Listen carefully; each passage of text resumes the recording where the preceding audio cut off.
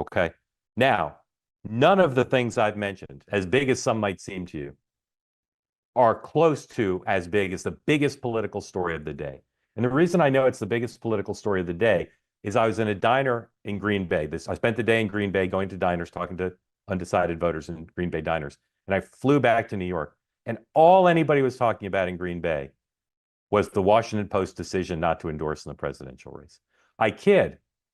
I don't think any voter really cares about this. But in elite political and media circles, it is all anybody's talking about. And I see that there are some underlying issues here involving freedom of the press, Trump derangement syndrome, the woke takeover of many of our major news organizations, tradition, Jeff Bezos. There are a lot of big themes here that you could argue connect to something that the public would care about or should care about. But this is a classic story that elites care about. I really don't care that much about it.